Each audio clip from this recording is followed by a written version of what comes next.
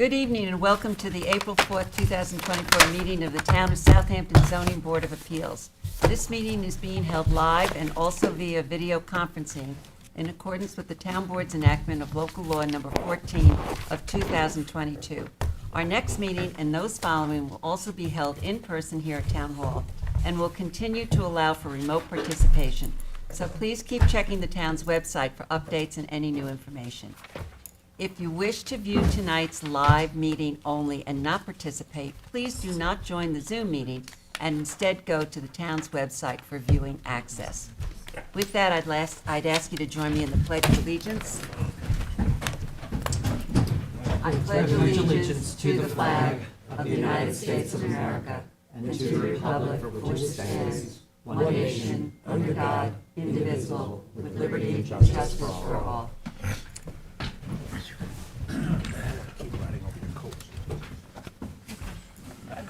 Yeah, that's fine. For those of you here with us tonight, in case of an emergency evacuation, please exit through the rear doors of this room to one of the staircases across the hall and continue downstairs out through the main entrance. Do not attempt to use the elevators during an emergency evacuation. In case of a medical emergency, the automated external defibrillator and first aid kit are both located in the hallway on this floor opposite the elevator. Restrooms are located across the hall from this room. We're going to begin this meeting with public hearings. We have applicants and members of the public here with us live and also standing by via Zoom webinar, which is being monitored by CTV. CTV will mute the speakers on Zoom until it is their time to give testimony before the board. Please be patient. If you find that you're having difficulties accessing the hearing, visit the town clerk's meeting portal and click on the instructions link. Also, for those of you in this boardroom, please silence your cell phones and refrain from speaking to each other as it interferes with the recording of our proceedings. Tonight, board member Helen Burgess is participating via Zoom. As a reminder that applicants, agents, and members of the public speaking other than attorneys will be sworn in, will state their address for the record, and will offer their testimony as it relates to the application before the board. In order to consider properly every application before us tonight, individuals commenting on a particular application will have a time limit of 3 minutes. Also, before handing in any submissions to the board tonight, please make sure the documents identify the ZBA application name and tax map number. The application name should also be written on your certified receipts. Unless otherwise stated at the end of an individual application hearing, all applications will remain open for written comments for all purposes until a set date. Those written comments can be addressed to the members of the board and sent via email, mail, and/or dropped off at Town Hall to the board secretary, Candace Cowell. At this time, I would like to take a motion to approve the minutes of March 21st, 2000. Motion to approve. Second. Okay, so Mr. Tuthill, Aye. Mr. Leonard. Aye. Mr. Macedonio. Aye. Ms. Burgess. Aye. Mr. Daly. Aye. Chair votes aye. Okay, they are approved. Keith, would you like to take us through the agenda? Okay, we have some alterations to the agenda. Item 4 on the agenda, which is Kim Vincent. It has been withdrawn. Moving along to item 8 on the agenda, which is Megan McDonald-Vitz. We're gonna move to re-add for 418. Do we vote? No, we don't vote. We don't vote? No. Item 9 is Gary Fitterman. That's going to be re-advertised for our May 2nd meeting. Second. No vote. Item 12 on the agenda, which is 50 Clearview LLC. It's going to be adjourned to our June 20th meeting. That does require a second. Mr. Tuthill. Aye. Mr. Leonard. Aye. Mr. Macedonio. Aye. Mr. Daly. Aye. Ms. Burgess. Chair votes aye. Item 13 on the agenda, which is Brian Farrell. We'll move to adjourn it to our 6:20 meeting. Second. Mr. Tuthill. Aye. Mr. Leonard. Aye. Ms. Burgess. Aye. Mr. Daly. Aye. Mr. Macedonio. Aye. Chair votes aye. Number 15 on the agenda, which is 911 Flanders Road LLC. I move to adjourn that to our 6:20 meeting. Second. Mr. Tudhill. Aye. Mr. Leonard. Aye. Mr. Macedonia. Aye. Mr. Daly. Aye. Ms. Burgess. Chair votes aye. And the following decisions will be held off to our 4:18 meeting, and that's West Hampton Boat Works, Todd Getz and Debbie Getz, Kalamachi Group LLC, and Town of Southampton Housing Authority. Second. Mr. Tudhill. Aye. Mr. Leonard. Aye. Mr. Macedonia. Aye. Ms. Burgess. Mr. Daly. Aye. Chair votes aye. All right, going back to the beginning of the agenda, on the new applications, item 1 is Maloney Living Trust, dated August 17, 2022. 13A Lighthouse Road in Hampton Bays, Suffolk County Tax Map 900-347-1-21. Applicant requests relief from the following provisions of the Town Code: 330-76D, placement of accessory building structures and uses in all districts, and 330-83C yards to allow a swimming pool to be located within the total required side yard for the principal dwelling. And 2, for the pool patio. 330-11, residence districts table of dimensional regulations to allow a pool patio to be located at an accessory side yard setback of 13.7 feet where a minimum of 20 feet is required, and 330-76D and 330-83C to allow the pool patio to be located within the required minimum side yard setback and total required side yard setback for the principal dwelling and any other relief necessary. Board has jurisdiction. Do you promise to tell the truth, the whole truth, and nothing but the truth? I do. Daphne Vaughn, Surfside Environmental Planning for the Maloney Trust. There's a few things that I've given to Katie to stamp in that I'll reference in my speech. Okay. So, Take one, put the original down Pass and these pass them down? Yes, we did. Okay.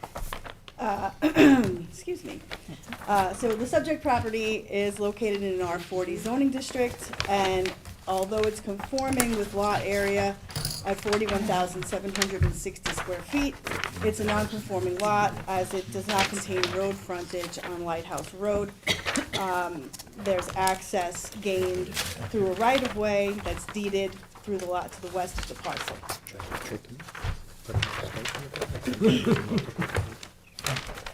All right, we're still distributing here, so. That's Just okay. give us a second. It's all the same. There we go. Okay. So the property currently contains a single-family, three-story residence with a covered porch and a two-car detached garage with storage building that's stated in the corrected certificate of occupancy that is one of the documents that is just passed out. That was from Sean McDermott, the Chief Building Inspector, dated March 18th of this year. Additionally, the lot contains an in-ground swimming pool and an associated surrounding patio that was permitted on the south side of the residence in a certificate of compliance A11334. That's on the back of that new CO that I gave to you, that was issued on November 8th, 1993. The property also contains 2 storage sheds, which are both proposed to be removed as part of the proposed project. So at the present time, the owners wish to construct a new 2-story residential addition with an extension of the existing porch in front of that addition on the north side of the residence that was originally constructed between 1900 and 1910. The proposed addition will comply with the R40 zoning setbacks and pyramid requirements, which are depicted in both the survey and the architectural plans that were submitted as part of the application. So once this addition that's proposed is constructed, the existing permitted swimming pool will no longer be in compliance with zoning code. And that'll be located in the total required principal side yard setback. So it will require variances from 330-76D and 83C for a total principal side yard setback of 49.6 feet, where 60 feet is required Additionally, the existing patio that's on the, surrounding the pool is proposed to be extended by 5 feet toward the southern lot line, with the side yard setback proposed at 13.7 feet, which would require a variance from the 20-foot minimum setback for the principal, from 330-11, as well as variances from 330-76D and 83C for it to be located within the required minimum and total principal side yard setbacks. The swimming pool was permitted originally in 1987. That's these documents that I passed out here. It's the original application. Wasn't constructed, though, until 1993 by Tortorella Swimming Pools, which is a local reputable pool contractor, still in business to date.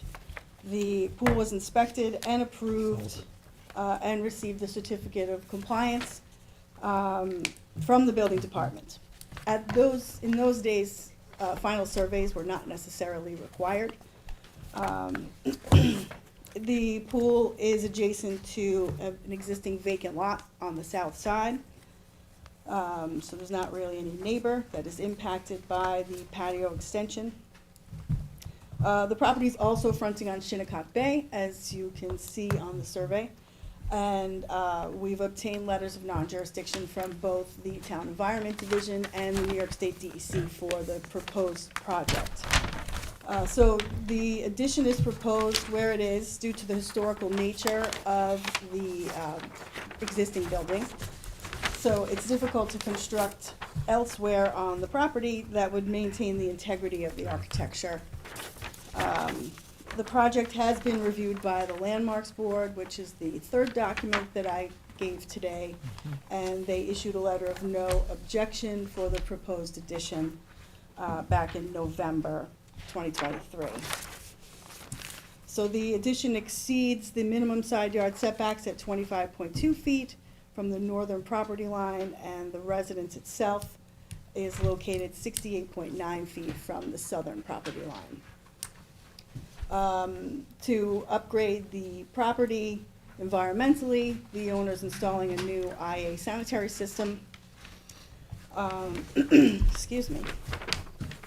Also, a proposal for the relocation of the swimming pool to a conforming setback was submitted with the application package. I know this board is usually interested in seeing things like that to demonstrate the significant expense that would be incurred to relocate the pool to a conforming location. What was that again? The cost, I Yeah. think it was $135,000. Okay. Right, but wasn't it like 250 something Oh, to maybe demolish you're and right. then rebuild? Yes, I Yeah. think you are right. It's like, Yes. it was a significant amount. Over $250,000. Yes. But as I said earlier, the pool was approved over 30 years ago and has a certificate of compliance. I have a quick question, if Yes. I could jump in. So you're asking for an accessory side yard setback of 13.7 feet for the proposed pool addition. I don't see that on the survey. No, it's for the patio. Oh, for the patio, patio. that's what I meant. Pool's not moving. The Yeah, pool's not no, the moving. No, pool's the staying pool's at exactly where it is. 24.4. I don't see it on the survey. I think there are two different surveys I had, so, the Yeah, survey I have in we, front of me has it, so. Oh, it does? Okay. Yes, The it has it. 13.7 feet? Yeah, Pool was Okay. originally shown, the setback, maybe I'm there was like wrong. another survey that I think, was, 'Cause- As did long not as we show have it it. in the record, that's all I care about. Yeah, we It's in had the to update the survey per Marge Riley's comments, because she wanted to know the setback of the patio extension. So that was. How high is the patio? It's at grade. Grade. It's at grade? Yeah. Okay, So typically, that wouldn't require a building permit, Right. but because it's within the required side yard, it requires a variance. And you're gonna comply with pyramid height? Yep, There's yes. no pyramid issues. There's no No. pyramid relief. No, I think in Marge's comments, she had said she wanted information clarified about that, but the plans are showing the average natural grade, which is referenced on the corners of the house on the survey, so I think she just might have missed that. But the architect, who is actually here tonight, did portray the pyramid accurately, and there is no issue. okay. I see that there are a couple of things going to be removed. truck deck. The shed is going to be removed or moved. What else is there? A portion of the patio and the barbecue to be removed, at least on the survey that I have. Yes. Okay, so that could be The- reflected in the minutes. Just Yeah. to reference that deck that's on the waterfront, I have been in process of receiving permits from the town trustees to fully remove that deck and replace it within their jurisdiction, closer to the stairs with something smaller with a beach access. Okay. Okay. Are there any questions from the board? Keith, this is your lead. Do you have any particular questions? Nope, I asked what I asked. Okay. Anybody else? Let's go to the public. Is there anyone in the audience who wishes to be heard on the application of 13A Lighthouse Road? Is there anyone on Zoom who wishes to be heard on 13A Lighthouse Road? Okay. Keith, this is yours. Seeing here no one, I'll move to close. Giving it open for written submissions to 419 with a determination on 5/2. Second. Mr. Tudhill. Aye. Mr. Leonard. Aye. Ms. Burgess. Mr. Daly. Aye. Mr. Macedonio. Aye. Chair votes aye. Okay, Thank thank you. you. Thanks, Dad. Thank you, Daphne. Anytime. All right. Okay, item 2 is Michael Ciancio, 28 River Avenue in Eastport, Suffolk County Tax Map 900-351-2-14. Applicant requests relief from Town Code 330-115C, continuance for a principal front yard setback from the existing 39 feet to 33 feet to legalize an existing covered front porch constructed without the benefit of a building permit on a non-conforming lot and any other relief necessary. Board has jurisdiction. Can you pass that to Bob, please? Okay, yes, okay. Do you swear to tell the truth, the whole truth, and nothing but the truth? I do. Please state your name and address. Steve Caputo, 120 Mill Road, West Hampton Beach, New York. Okay, tell us about the application. I guess we should start with, the first point I should make is that even though this is a structure that was built without receiving permits or without receiving a variance, I offer this as explanation, not excuse. My client bought this property within the last 6 weeks, and he immediately noticed that he had this problem, and he hired us right away. Again, not an excuse that he didn't build it, he doesn't know when it was built, but he knows, he understands very well that it was built without permits and without a variance. He was not notified of the town that he had to do this, he did this of his own accord, and he wanted to come forward. So I say that in the beginning so that I can at least make a colorable argument as to why we didn't come in. And you recognize that that's not the preferable way to do business We here, hate right? doing it that Okay, way, that's because all then I that have to come in and make this whole Exactly. speed. Exactly. Certificate of occupancy on this property was issued in 1988. It was a pre-existing CO. The original structure was built prior to October 1957. The structure has not changed significantly in terms of distance from the street. It is presently, the main structure is 39 feet from the street with the overhang porch, which is 6 feet deep. We would then be 33 feet from the street. The porch is not enclosed. It's got a roof and it's got 2 columns.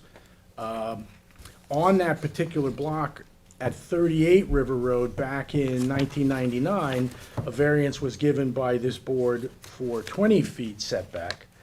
And visual observation of that street, there are at least 4 other houses that are as close or closer to the road than what my client has now. One of them never appeared in front of the building department. You don't have to give, don't talk out of turn. I'm not naming names, Yeah, but, don't and there are, name names. the 3 others are all they have building permits, they have COs, they have certificates of completion, and they're all roughly 30 to 35 feet from the road. It's been upzoned over there, it's an interesting little street. These are cottages, they were probably fishing cottages back in the 30s and 40s that have been finished way before I think anybody was even worrying about setbacks. They're doing the construction on the porch like? bridge there now too, right?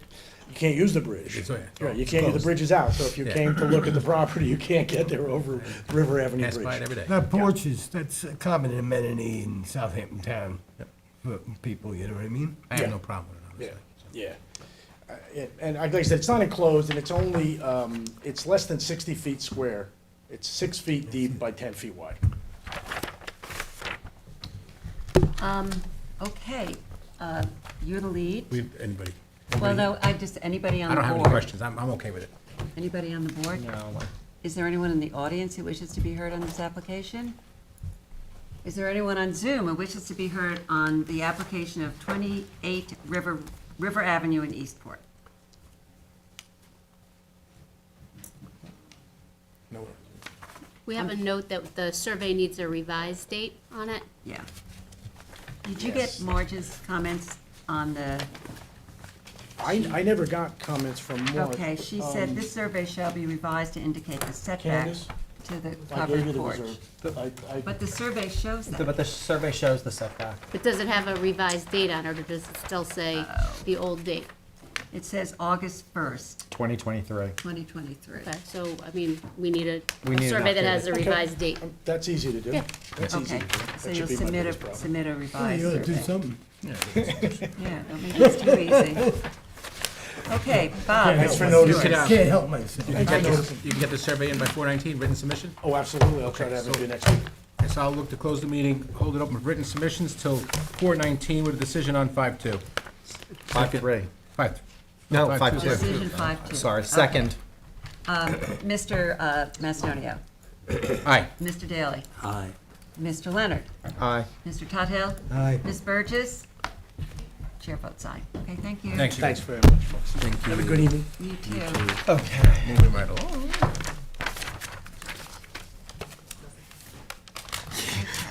And then I wrote 5-2, and then I'm thinking 5-3. Should I state on the record that I'm recusing now or after Okay. he calls? We're up to 3.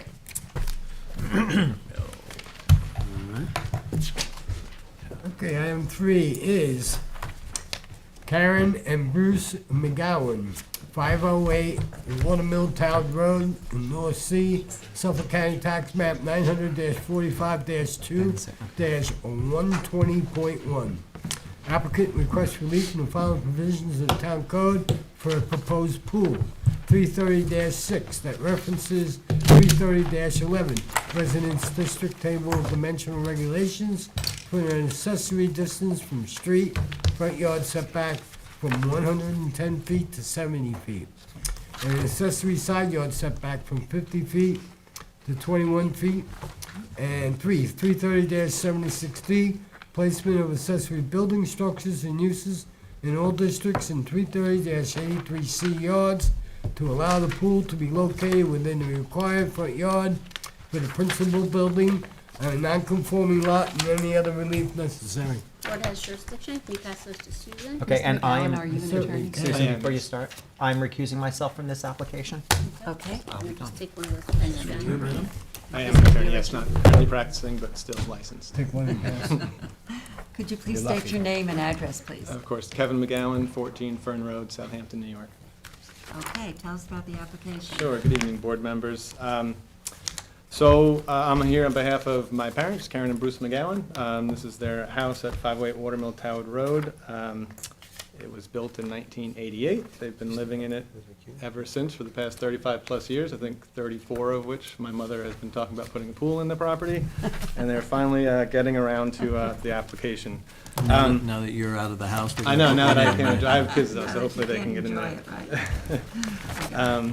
But I hope you'll agree that, I'm coming before the board with a rather straightforward application. It's a pretty encumbered property in the sense that it's a nearly 1.5 acre site, but it's got frontages on 3 separate streets. Watermill Town Road to the south, Maple Avenue to the west and Parkside Avenue to the north. The proposed location of the pool is directly off of what's the backyard of the house, though it's technically a front yard due to its frontage on Watermill Town Road. But there is no backyard for this property because of the 3 street frontages. It's also in the Aquifer Protection Overlay District, and, they've been good stewards of the property. There's the 35% clearing restriction. They still have only cleared 28% of the property. But that limits where you can put the pool further, because they're putting it in an already cleared area, that's a yard, instead of trying to push it further into the wooded area. But the setback relief they need is off of Maple Avenue to the west, where it's got a 70-foot setback instead of the 110-foot setback required from that street, and 21 feet from the eastern lot line, because there's a corner that juts out on the neighboring property. But what should have just been distributed to the board members was a letter in support from that neighbor, Jason and Ishwara Shrine, at 500 Watermill Town Road. It's really the only property in close proximity to this pool location, and they have no objection to the application. With my application, I also provided a quick analysis of the surrounding neighborhood. Of the 10 immediately surrounding properties, this is literally the only property that does not have a pool. Several of the properties had to come before this board for similar setback relief in order to get their swimming pools. So if anything, the granting of the variance relief would actually bring this property more in harmony with the surrounding neighborhood, which is entirely surrounded by single-family homes with swimming pools. That's essentially the relief being requested. If there's any questions or any additional I went to information. the property. Mhm. It's very well vegetated, and, there's really done a great job in terms of that. And, I was looking for an entrance on Watermill Town Road, and there isn't one. So then I went around Maple and I went to Parkside. So you're right, that essentially this is the backyard, functions as the backyard, Correct, even yeah. though it's a front yard. There's a lot of area between the pool and the road, some of which is trees and shrubbery. Yeah, it's in and the- other is cleared, yeah. Correct, yeah, the trees between Watermill Town Road and the property are up until the yard where there's a line of evergreens. Right. It's all the, original oak forest. Right. Anyhow, I have no difficulty with this application. Is there anybody on the board who wants to say anything? It's a constrained piece of property. It's a very constrained, because it's got 3 front yards essentially. It's a very And, wooded area. but they're not really front yards. I mean, in the sense that it's a heavily wooded area. Right. It's very private, so it's not like you're encroaching on your neighbor or anything like that. It's It's really, got screening, and the Yeah. one neighbor that might be affected, you Yeah, have a letter of. Is that from Sharon? Yes. Yeah. Okay, they said, and then you're also going to remove the fence that wire fence that goes across across their their property. property? Yes. yeah. Yeah. And will you put in, I couldn't get to that corner. What are you proposing in terms of shrubbery over there, or is there shrubbery already? There is, I don't have photos with me, but Yeah. that's been We my can father's pet Mature? We can project. see that. That's Yeah, there's very mature heavily wood- shrubbery all over Okay, there. so, and they intend to. You can't see that neighbor's And they property. intend to maintain that, Absolutely, continue it. So I yes. would like to say that in the decision, we should mention that the, existing shrubbery will be maintained. Yeah. Okay. Is there anyone in the audience who wishes to be heard on 508 Watermill Town Road? Is there anyone on Zoom who wishes to be heard? I did want to ask a question. Go ahead. Had you or your family considered turning that 20 by 40 to 40 by 20? So as to perhaps give you a little bit more room between the property line? Was that considered and just decided? So part of the issue is you can't see it in the survey, but if you go longer towards Watermill Town Road, you're really getting underneath it would require clearing additional trees in order to get any sunlight back there. The Yeah, area where it's I see located that. takes I it, see yeah, that, it takes yeah. advantage of the little open area there is on the And it property to also get is sunlight. contiguous with the patio, like the patio is this Right, way and the right. pool is that way, so it seems to make a lot of sense. I'm just asking, Like, I think it's our good. job to Fair, ask. yeah. Plus, you did a very nice job on this package. Oh, thank you. Put it Thank you together very much. very, very well. Thank you. Thanks. Okay, so we're gonna say that you're gonna maintain the shrubbery on the, I guess, eastern property line, right? Correct, yeah, the eastern corner, absolutely. Okay. So there's no other Anybody on Zoom, I've been through that. It's my project, so I'm going to say that we are going to close the public hearing. Leave it open for written comments until, what are we doing? 4/19, 4/19 for first. and with a decision on May 2nd. Second. Mr. Tuthill? Aye. Mr. Daly? Aye. Mr. Macedonia? Aye. Ms. Burgess? Aye. Chair votes aye. Okay, thank you. Thank you Good very luck. Okay, item 5 on the agenda is Nikolai Nielsen, 7 Post Place in North Sea, Suffolk County Tax Map 900-95-2-52.2.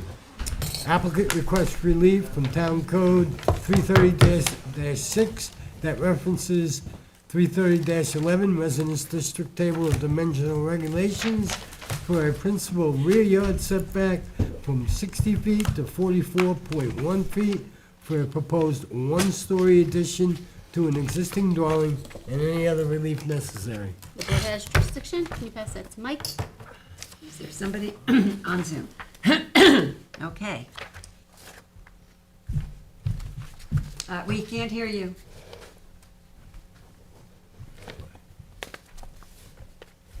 Can't hear you. Unless you're doing a ventriloquist stack. Do you see a mute button?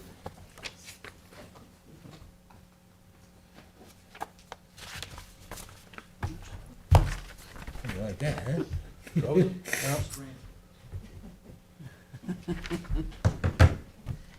lost. There could be a mute button somewhere. Can you find it? All right. He is unmuted. Why are we not getting his audio? All right, you apparently are unmuted, but we're not getting your audio. No. No. Do you want us to do a second call and see if we can resolve this issue?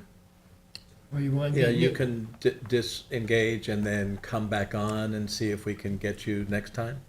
And we'll just do, Oh, there you go. We hear you. Woo! we got you, see, I Got knew, You hear me now? We just threatened I not knew to if we hear you. scared you and then enough, we'd. Yeah, good, good. fix. Okay.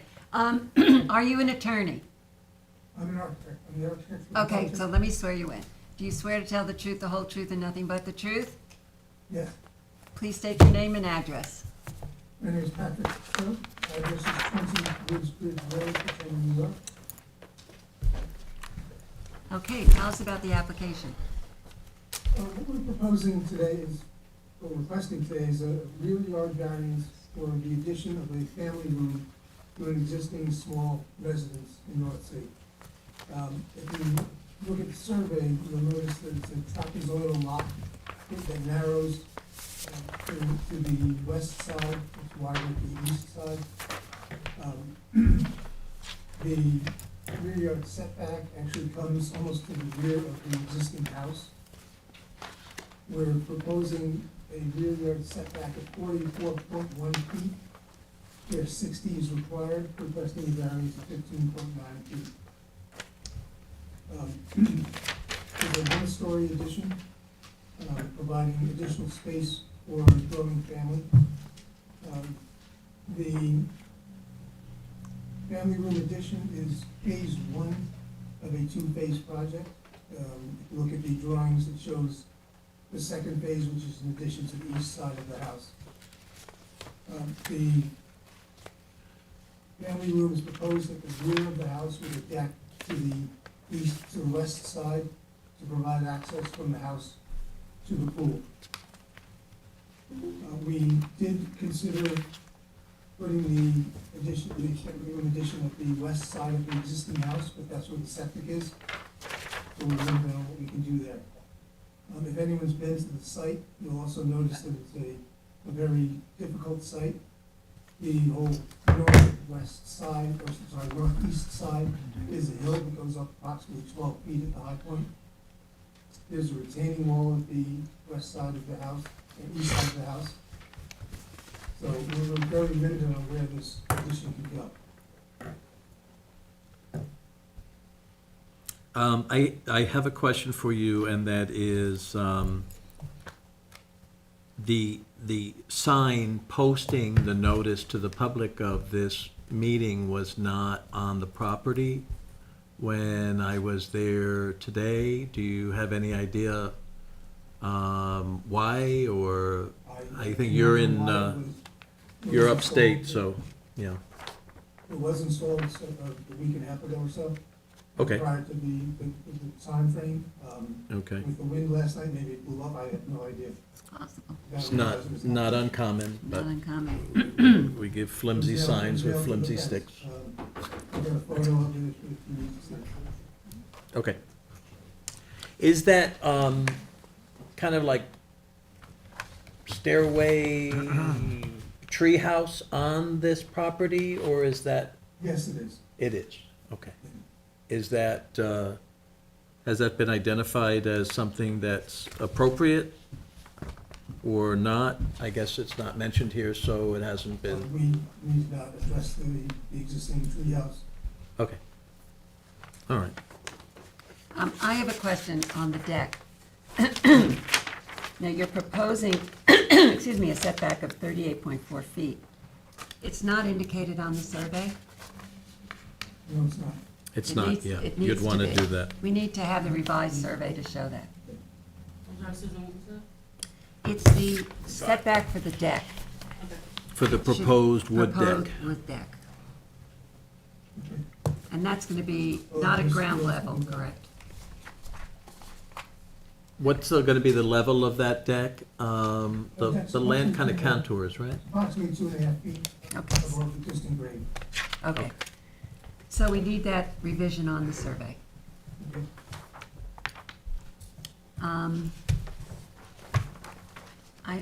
Michael, you're the lead on this. Is there any other Yeah, have questions you that spoken have? to any of the neighbors, in particular the one that is behind this?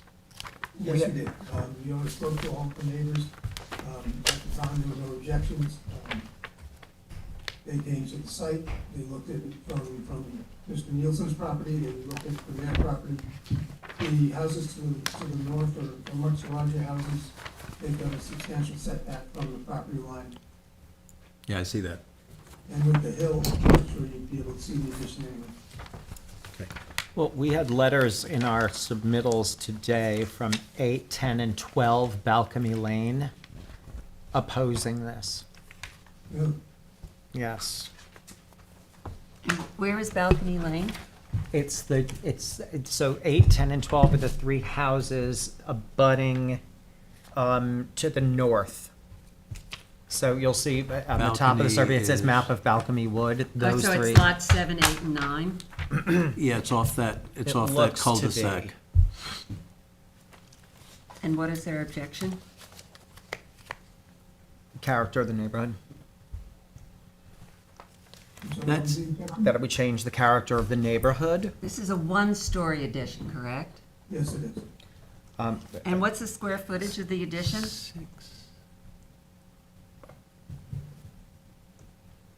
8. Who are those from again, John, please? 8, 10, and 12. And if you look on the map, only 8, so lot 8 would be 8 Balcony Lane. Lot Right. 7 on the survey would be 10, and then 12 is even further over. Yeah, and And 6, I would note that the satellite imagery, I mean, and let's look at the satellite provided with, so if you're looking at the GIS, 8 is the one directly above where the proposed addition would be. 8 is, It right. also looks to be incredibly heavily wooded in between these two properties. And a stockade fence. I was, And a stockade And a fence. stockade fence, yes. I was under the impression that you had received no objection from that. When the owner spoke to them, there was no objection. Obviously, they To number 8. essentially read. Well, but it looks like these were, They may have spoken to the applicant or owner after those. After these- Those letters actually came in before the application. these are from itself was October. submitted. Oh, so Of they're very 2023. dated. They're very Oh. dated objections. So they may have spoken since then. Yeah. Yeah. Do you know when the owner spoke to the neighbors? Well, I think we made our or submission in December, so it was after that. Okay. Right, but I think we do need to address objections that are in the Yes, record. no question. Absolutely. We have to recognize that there were objections from the neighbors on the north side. There may And be, it was due to the changing the character of the neighborhood? Exactly. geez, I've heard that before. They purchase their properties based on the character of the neighborhood with ample space between structures that promotes peaceful enjoyment of the attractive outdoor environment. Okay. Okay, so, you're basically, what's the variance that you're asking for? How much of a variance are you asking for here? From From 70 to 60 44. 60 to 44. Okay, so 60 to that's 44. 60 to 44, so that's like 16 feet. 16. 16 feet, 16 feet, about 27%. okay. For a one-story addition, right? One story. Yes. Did you tell me the square One-story addition. footage? Did you have the square footage? 593. Okay, thank you. Okay, Michael, do you want to say anything? No, I'd like to see if there's anyone else either present or. Well, is there anybody else on the board that wishes to comment on this? I see it as a not significant variance request. And like we said, the objections are somewhat dated, we don't know. Exactly. And you said that there was a fair amount of trees between the properties. There's what appears to be Appears to dense be. woods Dense between the woods. properties. Okay. Yeah, Significant and amount of it. there's a height difference, right? This subject property is lower than the properties behind it off balcony, is that right? Yes, approximately, I think about 12 feet or so at the high point, maybe about 8 feet at the lower point, at the rear of the house. Right, Okay. understood. Okay, is there anyone in the audience who wishes to be heard on 7 Post Place? Is there anyone on Zoom who wishes to be heard on 7 Post Place? Okay, Michael? Good. Okay, so we need to get an updated survey from you with the, is there anything else noted in the, by anyone at the, okay. Your survey should include the distance between the proposed wood deck and the rear yard. Right, And that appears to be about it. And if you can get that to us in the next week or so, we will close the, we'll close this hearing except for written submissions until 4/19, is it? Yes. And we'll have a decision for you on May 2nd. Second. That's great, thank you very much. Mr. Daly? Aye. Mr. Leonard? Aye. Mr. Macedonio? Aye. Mr. Tudhill? Aye. Ms. Burgess? Aye. Chair votes aye. Okay, thank you. Thank you. Okay, item 6 on the agenda is J.G. Farrell III Real Estate LLC, 8 Middle Pond Lane in Shinnecock Hills, Suffolk County Tax Map 900-272-2-10. Applicant requests relief from the following provisions of the town code for 2 rooftop pergolas.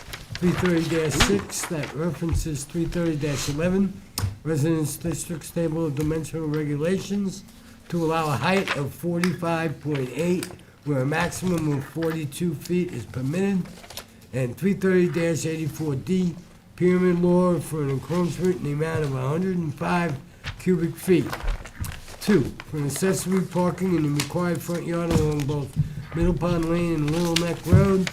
330-77A, placement of accessory buildings, structures, and uses in residence districts to allow a parking area approximately 60 feet by 24 feet off Middle Pond Lane. 3, for a sports court constructed without the benefit of a building permit. 330-76D, placement of accessory buildings, structures, and uses in all districts. And 330-83C yards to allow the sports court to remain in the required front yard for the principal building of the non-conforming lot, and any relief necessary. Play ball. Board has jurisdiction. You pass that to Susan, please. Please state your name and address. Carl Benacasa, 860 Montauk Highway, Watermill, New York, for the applicant. This is a 12,763 square foot lot in the R15 zoning district, so it is undersized. You'll note it exists at the fork of Middle Pond Lane and Little Neck Lane. and has 3 front yards, so it is a rather burdened lot.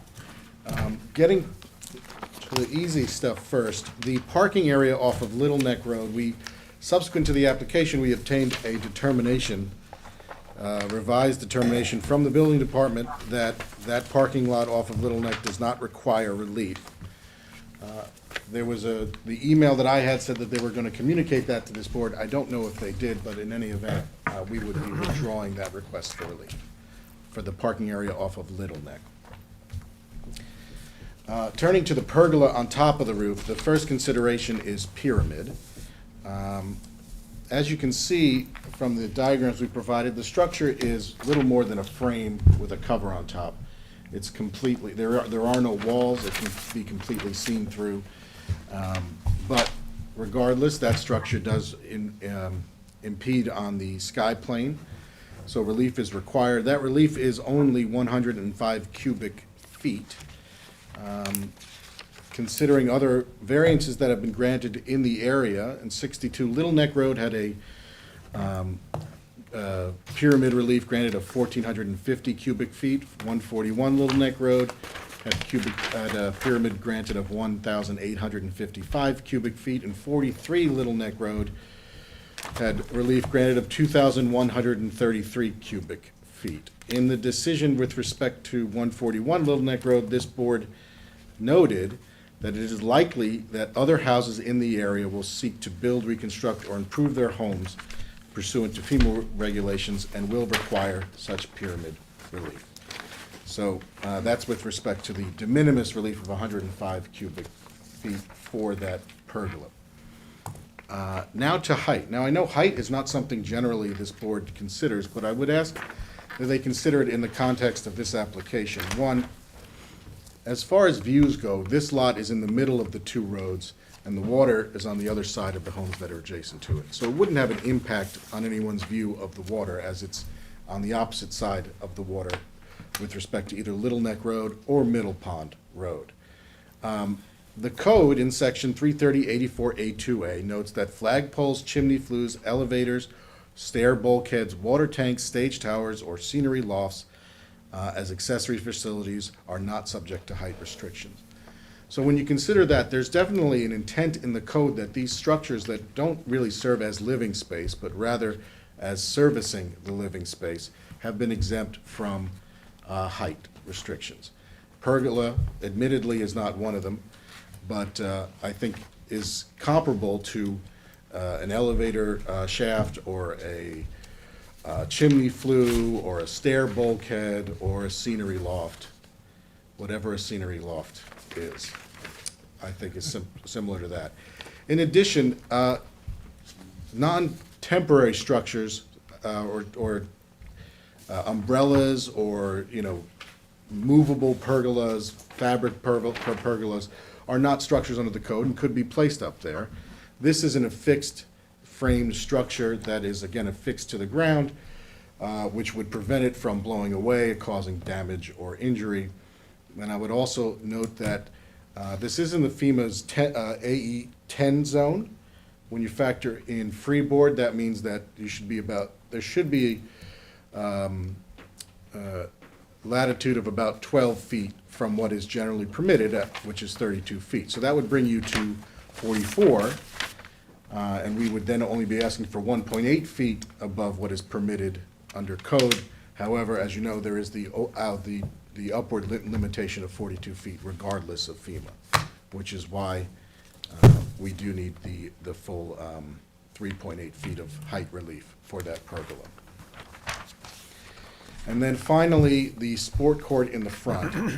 I would note in the same decision, or the same email that I got with respect to the parking area off of Little Neck, the building department said that they understand the parking area off of Middle Pond also functions as a sports court. Either the sports court markings need to be removed, or you may revise the application to include zoning relief for a sports court. So according to that determination, essentially the building department feels the only thing that makes this non-compliant is that the sport court markings. Now, that is the intent of that structure, which is why we're here. We're not just gonna remove the markings and then, treat it as a sports court later. I would note that that front yard, again, given the burdens on this lot, there is no area to do it other than in a front yard. And that front yard is not bordered by any neighboring property. They are all across the street.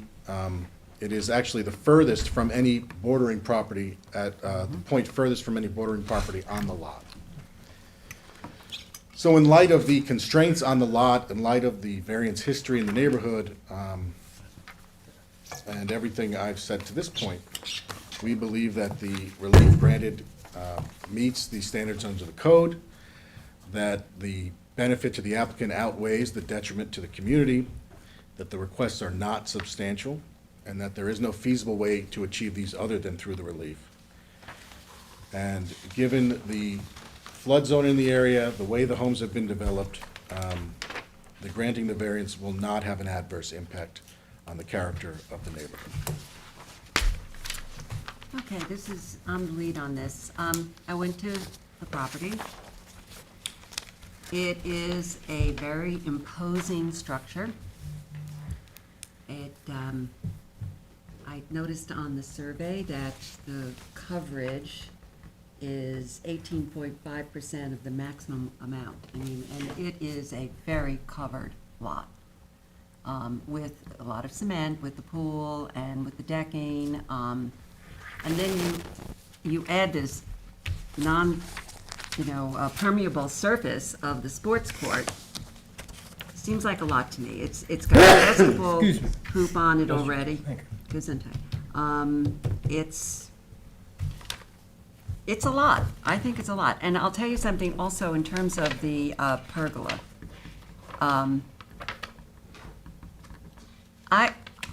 The things that they list in the code are things like the upper part of a air conditioning, they're all like kind of necessary things, whereas this pergola, in my opinion, is not necessary.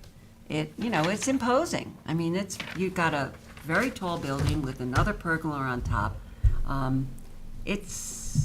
have to be convinced. I'm not convinced at this point. And also, I wanted to ask, since we always do, what would be the cost of removal for both the pergola and the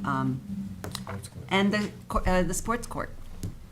What it would cost? Well, the sports court, you just have to take the stripings off, right? Yeah, so I don't think there would be a Well, cost to it. so the building department has no problem with this huge asphalt area? I mean, how many, Well, there's no coverage issues, and there's no building coverage or lot coverage concerns. how many parking spots do you have a 3-car garage? How many bedrooms? There are 6 bedrooms. So that means 2 for the first 3, and then But you're talking minimums. 5. Right. Yeah. We're not- I don't know, it seems like a lot of parking. And, and it's gonna be used as a sports court. We are not asking for parking relief. I It is know. going to be used as a sports Yep, court, yes. it is. But, I mean, again, lot coverage, we're not asking for any relief I there. understand, but it's like, you really right up to the minute. Are we sure that it's only 18.5% lot Yeah, coverage? it I mean, looks- with all of this there? I'm telling you. Well, you it got to seems like a remember, lot lot to me. coverage is in the rear yard. You're talking, building coverage is what's relevant. Yeah, that's what Right. I'm Right, talking so this about. wouldn't count towards, it's all permitted. It doesn't count towards coverage? That's correct. Okay. Lot coverage is Existing rear yard lot coverage, which lot is now coverage. 50%. The remaining lot coverage under the code is just covered lot coverage, building lot coverage. Right. Otherwise, it's not regulated. Right, no, I understand.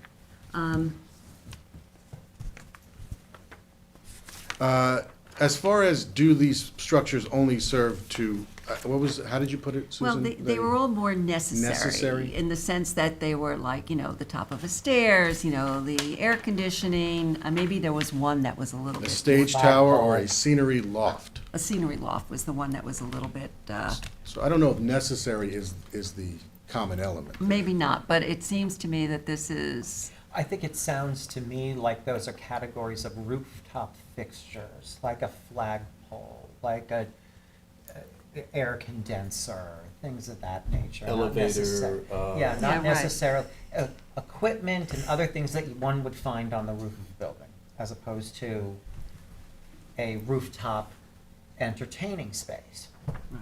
Well, that's what a scenery, Stage. A scenery loft, I can only imagine, I looked it up. And it seems that it can only be a heightened area to improve a view. So that would be in the realm of entertainment.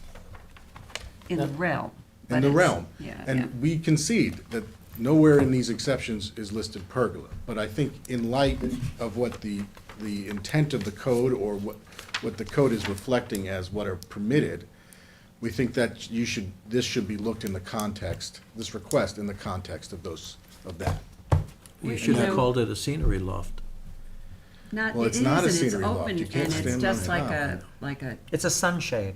yeah. It is a sunshade. Actually, So It's a it's- sunshade. It's Not made even out of sure it's a wood shade. with open slats. but canvas. It is. The intent is to put plantings in it so that it provides shade in the summer. It is could. that right? There is no intent to No, put it's plantings, just- but it's bare. it is It's just trellised. bare. Is it bare, the way Yeah, it it's exists? Well, it's now? trellised. there are Trellis. Yeah, slats. yeah, but nothing's up there yet. No, I don't know, we were And this was already always, built? yes, all of it's done. yes. It's all as built. It's an as-built. I mean, I just have a problem with height. You know, we really were asked often to make concessions back, and we really come down hard on height No, I- variances. We do, and I just think that this is not a necessary component to the house, and so I have some problems with it.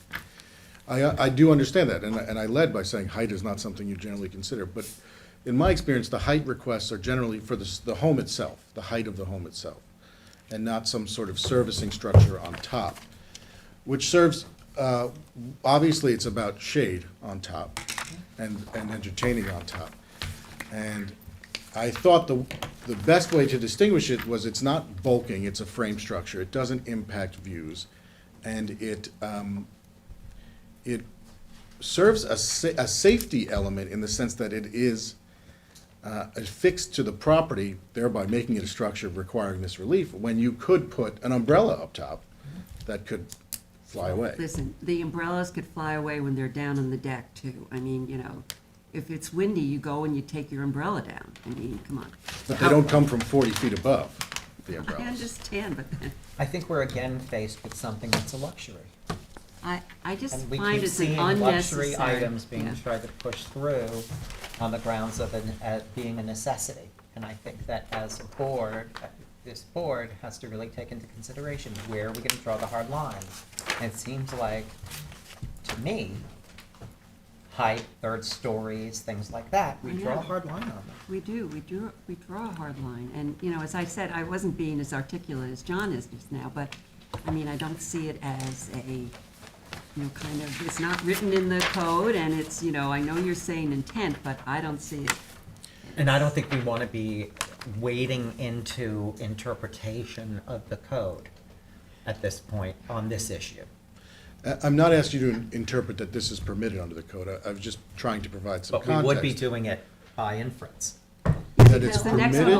one. Only if you agreed that it didn't need a variance. That would be Yes. interpreting. Carl's saying he recognizes he needs a variance. Right. I do. And I'm saying that, you know, it's difficult for me to grant a variance on something like this. Yes. With the height issues. And I appreciate that luxury from necessity distinction. I do. But the standard, and Katie will advise you what the standard is, you know, the overarching standard is detriment versus benefit, whether it's a luxury or not. And we just ask Right, but what you is to- benefit? How tall are they? How tall are the Yeah, that was pergolas? my question. The is actual there's pergolas How no- big and themselves? how tall Well, are it they? goes There's to no 40. dimensions of how, we know how tall it is from the ground, but how high is the pergola itself? It looks to be like, you know, it could be almost a floor. Are they 10 feet high? Are they Oh, no. 8 feet high? I think they're Are they probably high? 7 feet high, 6 to 7 think, feet but high. Oh, no, probably 8 feet high. 8 Well, feet. I'd like I to will know. get you that I'd like to exact know. dimension. I'd like to say something. Okay, Helen, please, go ahead. I agree with you, Susan and John, that the pergola is, I have an issue with the pergola, and I also have an issue with the sport court. Those are my 2 issues in this case. So I could not be in favor of either of those. So, Okay, thank you, Okay. Helen. I have Anybody? no issue with either one. Thank you. Yeah, I don't have an issue with the pergola. I think it's Surprisingly. about 2 feet. It's minimal, it's 2 feet. I think it obviously serves the purpose to protect it from the sun. It's better than having an umbrella up that would blow off the sports court. Just removing the stripes is gonna take it into code. I think that's just silly to remove stripes. It doesn't seem like it's affecting anybody. It's on And the corner. building department agrees that just removing the stripes would, That's an email I have from Art Gerhauser. well, that was for the other parking area. No, going into he the added, garage. and I can submit this, either the sports court markings need to be removed, or you revise the application to include zoning relief for accessory off-street with a sports court. I also feel like they're probably trying to make a distinction between whether or not it's a sports car court or if it's parking, Right. right? Because Probably it's like, both. then if it's, if it's parking, there's way too much parking provided. You're not allowed to have this much parking. Way on too property. much And I parking. think that's why he's saying, if you keep the lines on it, then it's a sports court, it's different from parking. And the location of it is, But they're all, he has Nobody's 3 front affected yards. by It's huge. I mean, it's a huge area nobody, Yeah. it's like kind of, The parking areas? with the sports. With the sports court. Yeah. Yeah, but again, it's not about lot coverage, that's not the relief Okay. we're asking for. So the But size it's too of much, it, but Katie's saying if it's parking, it's too much parking area. Right, and- Particularly and- given that you're he gonna said be he's having gonna keep parking the over lines on on. this side too. yeah, no, it is intended to be used as a sports court, yes. Well, we have come down hard on sports courts in the past. Remember the one on, what was it, Butter Lane or something? Where we- Anyhow, I would, so if you remove, so Katie, let me just clarify this. If they remove the, They're not removing it, markings. so it doesn't matter. no, if they were to remove the markings, the parking area would be too much, right? I would think so, but they're not, I mean, that's what I'm saying, they're not removing it. I don't know, we have to see what Artie's talking about in Yeah. terms of what applies and what doesn't apply. But my guess is that he was trying to distinguish between parking areas, because it's all paved. So is it a parking area or is it a So if it's, court? so I what think he's we're saying it's kind of court. thinking is that if we continue it as a sports court, then we just grant a variance for a sports court And not parking, that's right. and not parking. It is not intended to be For- used for for that- parking. For yes. that one, right? But then there still is The other one we're accessory withdrawing. parking. So the sports court is on Middle Pond Lane. Yes. The sports court's on Middle Pond. On Little Neck, we are withdrawing the request for relief, because the building department said it was permitted. Okay. Yeah, it goes right into the garages. Yeah, Okay. exactly. yeah. So you're kind of looking at the sports court like you would a tennis court in the front yard. It's, Exactly. And the pool's not into the ground, it's like elevated. It's elevated, Yes, yeah, the pool's The deck, elevated. Yeah. I guess on, and the hot tub as well. elevated on, hot tub's on the roof. Hot tub's on the deck, it's not on the roof. Looks like And it's- my No, it's on the understanding deck. from this survey is that there, to the sports court, there's a gate and access to the street. There is, yes. What's the purpose of that? It's not For for the parking. Well, if we want to remove that and just leave it as a sports court, I'm sure that would be fine. Is the intent to also have parking, because it's, the lines are only on one side of the area? The intent, as I know it from the applicant, is just to use this as a sports court. So if the concern is that gate and access, I will talk to the applicant about removing that. But again, having gone to see it, only the, I guess, the southern side, or where am I, north, south, east? Only to the right is a sports court with a basketball hoop. The rest of it is just asphalt, plain, looks like it's for parking. So it's not just a sports court, the whole area. It's one section of it is a sports court. If you're concerned about the parking, that it be used for parking, I'm sure that can be amended to be limited to just the sports court. So would that cut off some of the asphalt? Take out some of the asphalt? I don't think so, no. I think they wanted the whole thing for the sports court. But if you want to limit access, The way it parking looks like you have it access. as a half court. Yeah, but that's what I'm saying, like, only half court is, quote, I'm sorry to be so difficult on this, only half of it is sports That's court. fine, you're The rest of asking fair it is just plain asphalt. Yes. So if we were to normally approve a sports court, it would be, if it was only supposed to be a half court, we would just approve a half court. Correct? And then, because what you're asking basically is we want a sports court and parking. Well, And- Well, let's I ask this question. Would your client be willing to reduce that asphalt area by half, leave it as a half court, remove the gate and remove the block apron? That's a fair question. That's what I was trying to get at again. Mr. Leonard is so much more articulate than I am tonight. I am so I'm sorry. sure he I'm would just, be. I'm just your interpreter. Thank you so much. I need it tonight. I don't know, I'm all fumbling. But, I think that's a fair request. yeah, because it clearly is not, the whole thing is not being used as a sports court. Only the one part where the markings are, Yeah. with the one basketball. If that's what you believe in, this would address that concern. That would I definitely think that's address a my very fair concern. request. And with a return to grass or Helen, whatever. how would you feel about that? Excuse me? How would you feel about that? Reducing the sports court to a half court, removing the rest of the asphalt, removing the gate and the block apron? That would make it better, but I'm still concerned about that pergola because, I mean, we don't think so kindly on height restrictions. And here we are, thinking of giving just something that's absolutely not necessary. And think of all the other buildings that people are gonna come and say, oh, he has a pergola. Why can't we have a pergola? Well, you know, I think it's setting a very, very bad precedent for us to grant, and we have to take it very, very seriously. So, but I agree, John, if he does the court, I would be okay with the court. I would But be. The photos don't have the pergola on the house, right? But the pergolas are on the house. They're there, they're already built. They're on the They're on drawings. the- Are they on there? They're already, Yeah. they're And already they're- They're and not they're on there. the one I'm looking at, yeah. No, they're So already they were there. up, yeah, they were put intentionally without a building permit. Yeah, and, it uh, was there, you don't have to show me. But, you know, I think Helen makes a really good point. We have a lot of people with roof, you know, decks now. Some of your own applications have roof decks on them. And if we start to say, okay, and then on top of that, you can build a pergola, maybe this one isn't so bad because you can see through and you can see the water, but, you know, I just think it's creating a problem for us. And I hate the feeling that we are held hostage to the fact that it was already built and that we should therefore just give a variance. I know, I don't but feel that but you know what, but I do sometimes. And, Sometimes, as a board member, I don't take kindly to that. I don't want to feel like because it was already built, especially someone who knows what to do. Yeah. And all the sport courts is built without. And that bothers me. I mean, people cannot, especially people who are builders. And I know that it being as-built is not dispositive, but by the same token, there are other issues, I think, in this that would warrant a rejection of that application.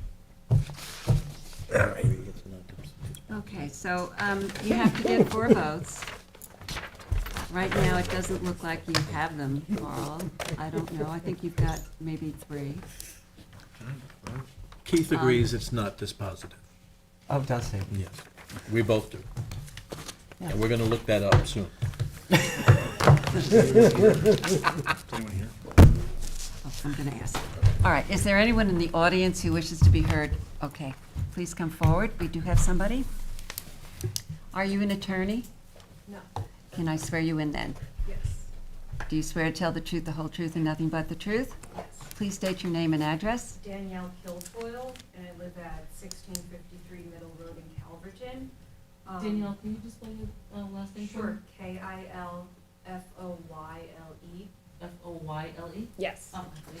So my dad, Kevin Harrington, resides across the street from the subject property at 7 Middle Pond Lane in Southampton, and we take issue with the applicant's request for relief for the 2 pergolas and also the accessory parking.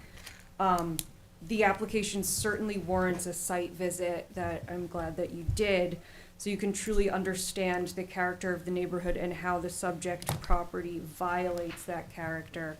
I have some pictures that I'm wondering if I could submit. Please give them to the attorney. There's a few pages. Is it one set?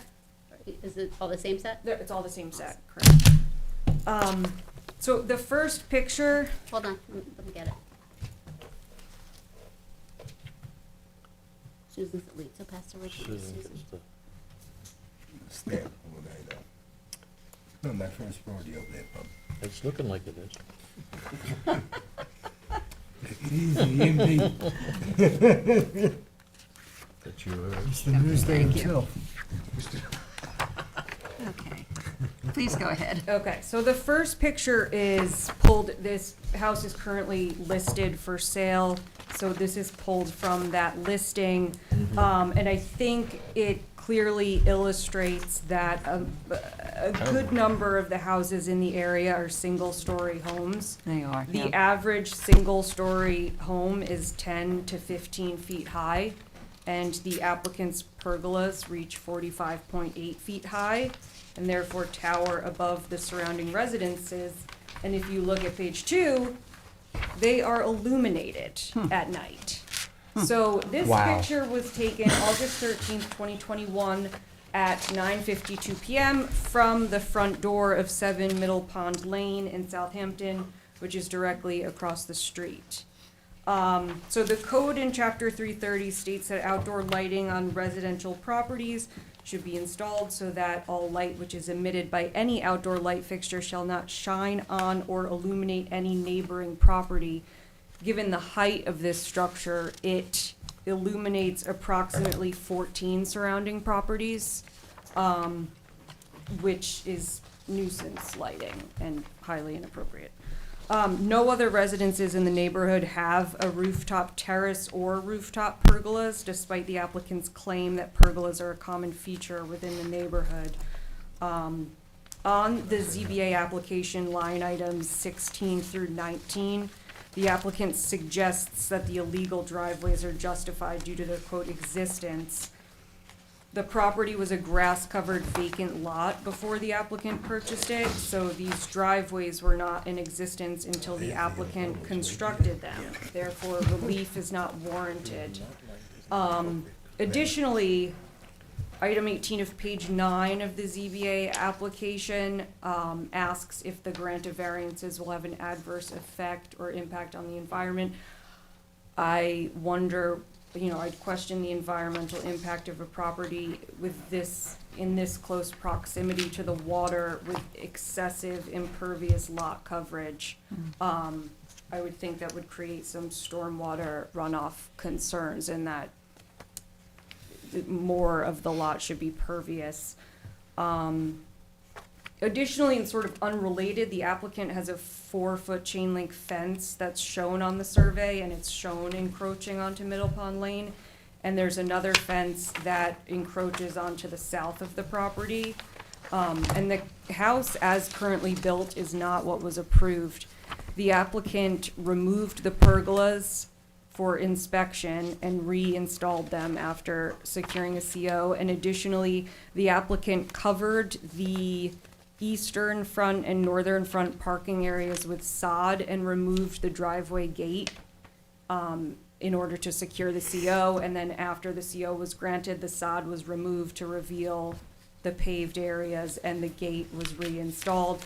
Additionally, the gate that's at the said sports court does not appear to meet the required 18-foot setback from the edge of the property if it were to be used as an active drive.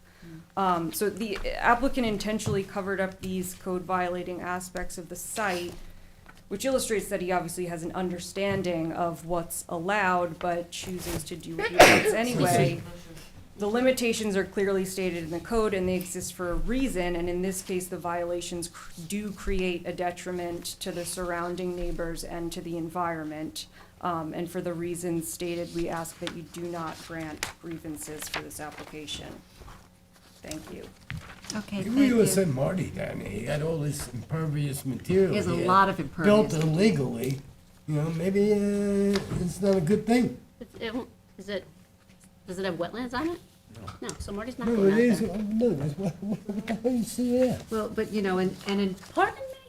That's you it, know, what any the hell do you see there? runoff from that property has to be contained on that property, so it's their It is on the responsibility. wetlands inventory list, just so you know. Oh, it is on the wetlands CO. inventory list. Okay. Well, I wouldn't go any further. But if in fact what Danielle suggested, they covered it with sod and they took, you know, Yeah. before when they did the CO, then I think that there is an issue. That's not your issue, is it? No, I'm not, but I'm saying if it's Neither is lighting, wetland. that's not your issue. We're talking about height and pyramid. No, we make do refer- have lighting. We We do deal with lighting. You know, If it's tennis not courts are dark not sky, allowed to be illuminated That's at fine. night. Do you want this to be unilluminated? Well, we referred it to the Conservation Board. If it's subject to wetlands, we make a referral to the Conservation Board, so we'll hear about them, right? Okay, so we're going to refer this to the Conservation Board? Yes, I will. Yes, I will. Okay. All right, I think there are a couple of, is there anybody else in the audience who wishes to be heard on this application? Is that lit for like airplane safety or something? What? Helicopters. So that- I was just gonna say, a helicopter. Supposed to have little red, I know. Yeah. Is there anybody on Zoom who wishes to be heard on this application? God, this printed up 5 minutes. Okay, this is mine. Okay, what are we gonna do? We're going to refer this to the Conservation Board. You're gonna talk to your client about some What is modifications. being referred to the conservation? The construction of a sports court, the sports court. construction, yeah. I The mean, illegal The entire construction application, of the he sports won't weigh in court. on the pergola. Impervious He's not gonna weigh in on the material. Not the pergola, he's No, not, but they're the not gonna do applica- pergola. Everybody, the entire application goes to the Conservation Board. He will probably say, I've already issued a wetlands permit for the house, and he may or may not weigh in on the sports court. Maybe it's outside of the Yeah. wetlands jurisdiction. I mean, Okay. you know, but it, just because it was built without permits doesn't mean it doesn't go. Of course not. Yeah. I'm just saying the pergola. Is not, I wouldn't think that's part of the conservation, but No. as Katie says, the whole application goes, you don't, not submit the whole application. All right, Sorry. yeah. Carl, once again. So I think we have a couple of things here. I think we're gonna refer to the Conservation Board. You need to go back to your client and talk about some of the things that we discussed here. Which are? Elimination of the pergolas and the Reduction of the reduction of the Sports sports court court by and the. half. By half and the gate. Removal of the Taking the- gate, removal of the block apron. In the apron, yeah. Well, or just how tall the pergolas are. I mean, if there's a Yeah. minor encroachment and they comply with the height, I mean, that's something the board should consider. But it's not And then- gonna, it doesn't comply with the height. If he pergolas. complies with the height and there's a Oh, minor in other words, if you encroachment- drop the pergolas so that you can crawl under them and. Well, we don't you know how tall they are. Yeah, I we mean, don't that's know. making it sound like they're 4 That's feet true. tall. If the pergolas meet the height requirement, then it's not an issue. Well, they have to be, 3.8 feet lowered. Yep. Yeah. But we don't know how tall they we are or don't know how how, big they we'd are. like to know how tall they are, and they certainly should not be lit. Although for all purposes, don't close it. This is definitely not getting closed. Okay. Okay. All right. So what do you think about, Candace, in terms of timing here? Conservation Board, June 20th. I don't know, May 2nd or May 16th. I'm here June 20th anyway. Please don't do it that same day. oh, is this gonna be? That's Robin's. Oh, wait, okay, let's not do that day. No, May 2nd or May 16th. Do you want to do May Don't 16th? ever put any of his back to back. All right, so what do you think, the 16th? What is on with that? Give me 1 second.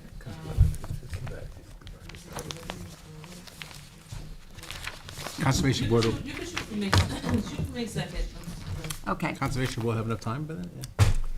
I'll be I mad. can do the referral, tomorrow or Monday, but I don't know when they're gonna put it on there. okay, so if we have to, we can delay it, okay.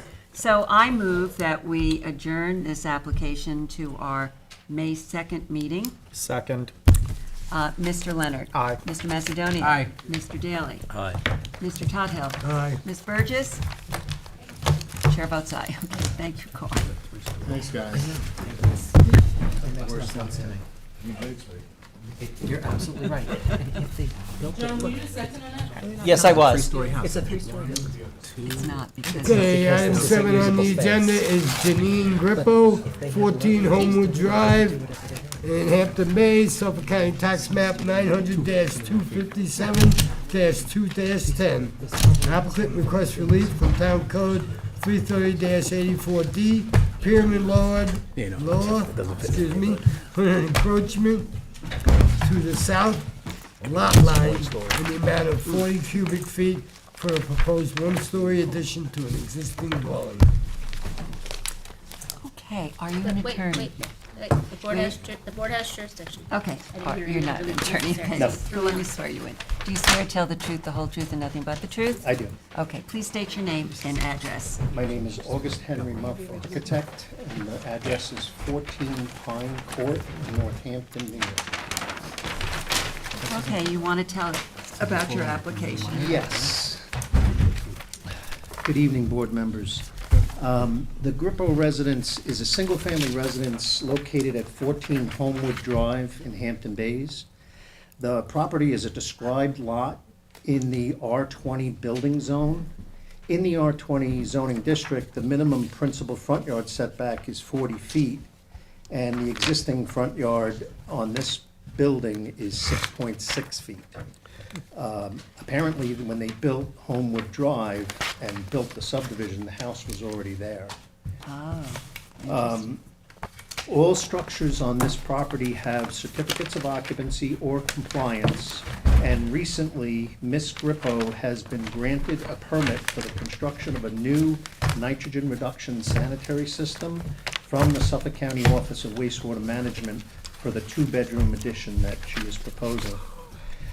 Ms. Grippo has a large family, and since COVID, has used this house as a full-time residence. The existing house has two small 9-foot by 11-foot bedrooms, and the existing den and enclosed porch are used as guest bedrooms. The new addition rebuilds a small kitchen, adds a master bedroom and a child's bedroom and a den. So complying with section 330-115C continuance, the addition will maintain the existing front yard setback, but will require a permit law variance of 40 cubic feet. The applicant respectfully requests the board to consider the variance favorably.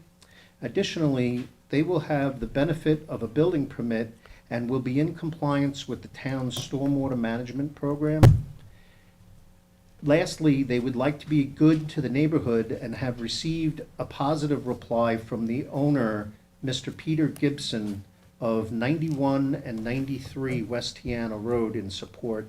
I just handed that out for all of you. The applicant, the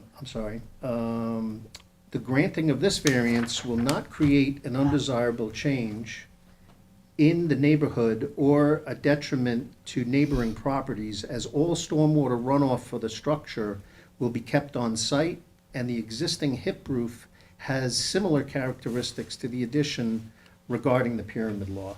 And you could see that on sheet S4, where I've kind of highlighted these blue diamond areas. The two on the right side of the page are existing.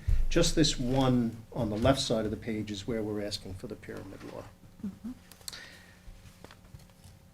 Only an area variance can produce the benefit that is sought by the applicant. The relief is not substantial nor out of character in the neighborhood, as the existing house currently has the same roof line as the proposed addition. And the granting of the variance will not have an adverse effect on the physical or environmental conditions of the neighborhood, because we will receive approval from the engineering division for stormwater runoff control. Additionally, the best managed practices will be in place during the site work and the construction, and the area for the addition is open and is a clear yard, so we're not even taking down any trees. This difficulty was not self-created. The house was built in 1909, and the subdivision apparently next to us, which I think is Tiana Shores, was built in 53 or 57, somewhere around there. And the subdivision was actually built around the house. Ms. Grippo is a well-respected member of the community, and her intention is to seek approval for this application. We hope the board will consider this variance favorably, and we are able to answer any questions that the board members may have. okay, so what you're basically asking for is this small 40 cubic foot, 50. 40, I think, 40. 40 35 and that's square, a- 40. and 35 that's, square feet, 40, yeah. yeah, 40 cubic feet, 35 square. Little Oh, portion thank of you. the Sorry. roof. A small portion of the roof that, That's it. that infringes on the It exists. pyramid. Correct. I'm just looking at the wrong thing. I think it's one of the lowest ones we ever seen. Yeah, I mean, if they just made it a little smaller, you We're wouldn't gonna have you be come here. back. You need to reduce that. No, we're teasing. Well, I actually purposely put this floor plan on here because you can see how the room layouts Yeah. are. And this is our daughter's bedroom. This kid right now lives out of this little bedroom. Yeah. And, Yeah. you know, in order to make it smaller on that side, No. Okay. That's fine. Public comment? I have no questions on this application. Does anybody from the board? No. No. Is there anyone in the audience who wishes to be heard on 14 Homewood Drive? Maybe Helen does. Is there, It's her application, isn't it? Helen, this is your application. Is there anything you want to state? I visited the property, Okay. and I have no problem with it at all. And I wish this group only the best in the future. And Okay. I did speak up, one of the neighbors came by to tell me that all the neighbors on the street were so happy that Ms. Grippo was doing this work. So I just want to let the architect know that. No, that's nice. thank you, Helene. My pleasure. Okay, is there anyone else on Zoom who wishes to be heard on this application? Okay, Helen, you want to take it away? We're gonna close the public hearing, we'll leave it open for written submissions if necessary, till April 19th, with a decision on May 2nd. Second. All right, Ms. Burgess? Aye. Mr. Daly? Aye. Mr. Leonard? Aye. Mr. Macedonio? Aye. Mr. Tuthill? Aye. Chair votes aye. All right, thank you very much. Thank you Mr. very Rob. much, folks. Good luck.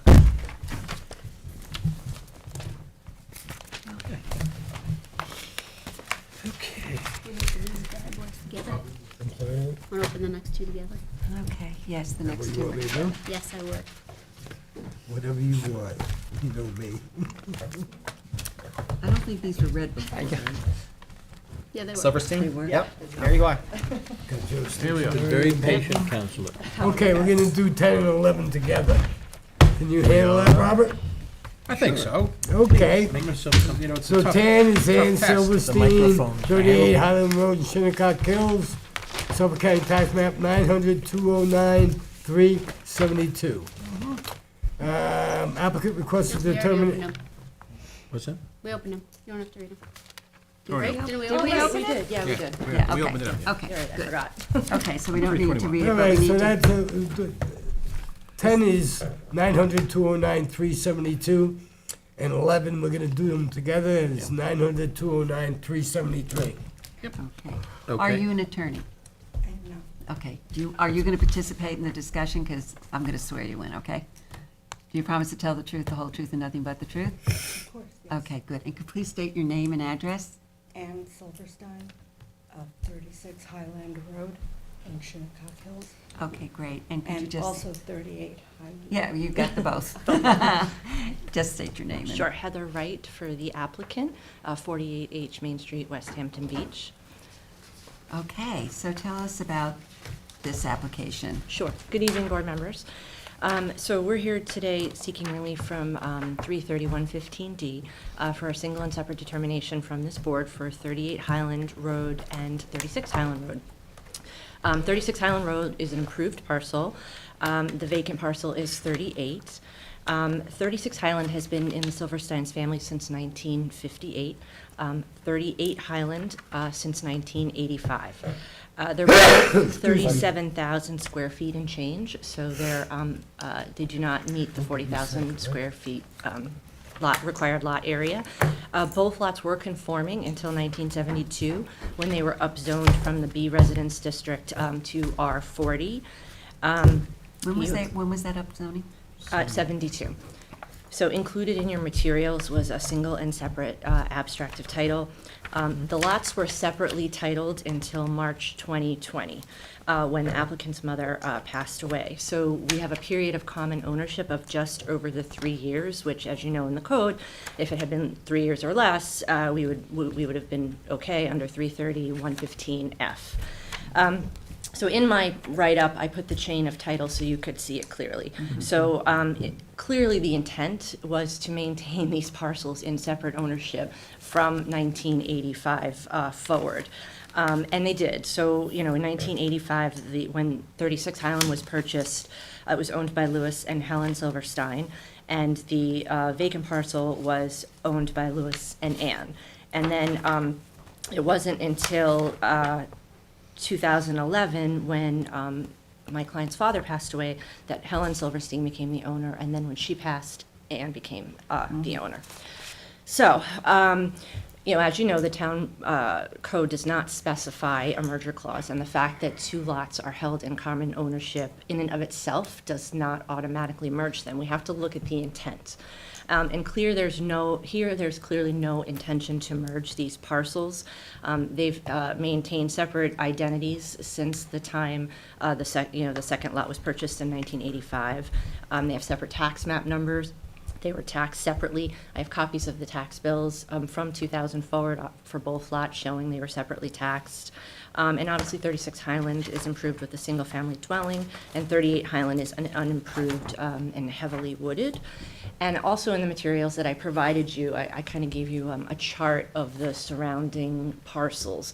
And you'll see that 42, 46, 50, 30, 26 Highland, they're all consistent in size. They're all slightly under the 40,000 square feet. And so these lots do conform to the character of the neighborhood. So I think this one is a slam dunk for single and separate determination, but I'm happy to answer any questions that you have. I think it's clear. You had an alternative that if we weren't to grant the single and separate, we could do a subdivision, right? Well, lot area variances variances, too. yeah. That's the way I've done it in the past when I've presented to the board. Yeah. I've given that alternative, but I think here, it's pretty straightforward in that you could grant the single and separate determination from 330, 115D. Okay. Is there an advantage to one or the other? In terms of building and setbacks and everything else? I think it's better to have a single and separate determination. Okay. Okay. All right, whose is this, Robert? It's mine, I have no problem with it, honestly. I think it's clear. You showed the pattern, what the intent was.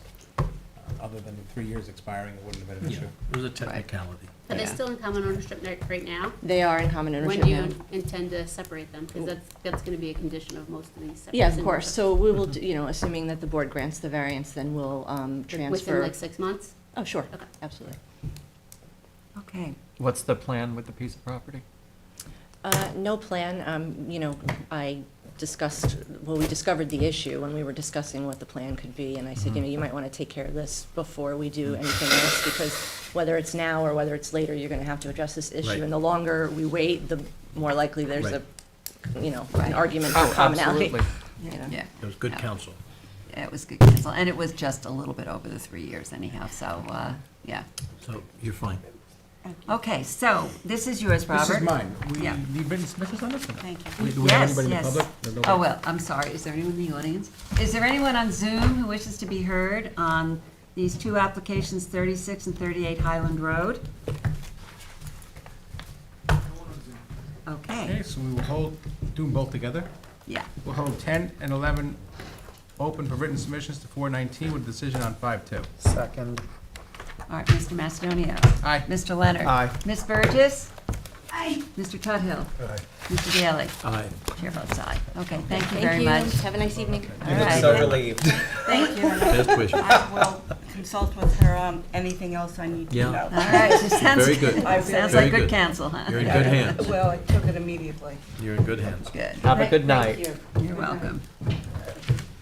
Okay, what are we up to? 14. We're doing 14. Quantuck. Was anybody here? Are they Zoom?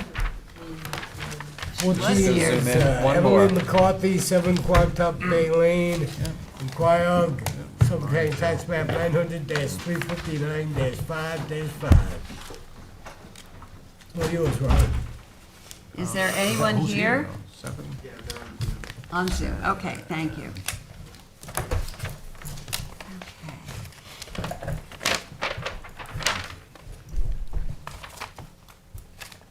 All right, we're waiting for Zoom. Okay. Yep. Saw him a couple times. Hi. Did I swear you in before? At my prior hearing, Yes. but not for Okay. this room. Okay, just state your name and address again, please. Tracy Shaleski, P.O. Box 437, West Hampton, New York, 11977. Okay, Tracy. Well, you've been here before, so what's the update? We're returning with a revised survey showing a 6-foot fence compliant with 330-1097. It's 5.3 feet off the property line at the north side, jogging to 9.6 to the south. There is currently several substantial rhododendron bushes growing between the fence and the roadway, as well as there's other greenery that's there. I just can't identify it. We've increased the setbacks for the proposed pool from 20 feet to 28 feet. Okay. This lot lies within the R40 zone, which requires only 20 feet side and rear setbacks for accessory structures, had it not been a through lot. The adjacent property across Meeting House will never be residentially developed as it's owned by Suffolk County Water. Our rear yard will never be someone's front yard view. Additionally, Old Meeting House Road has a 30-mile-per-hour limit. It's not a main thoroughfare between Montauk and South Country.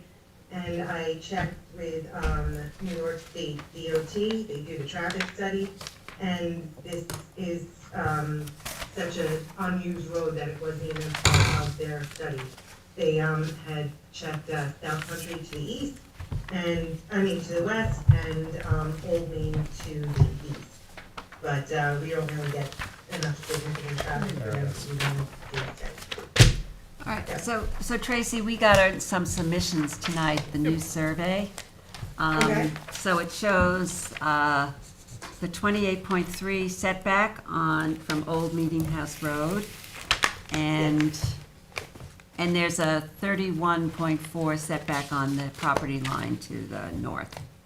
Yes. So, okay, was there anything else that we had asked you to take a look at? Let me just see.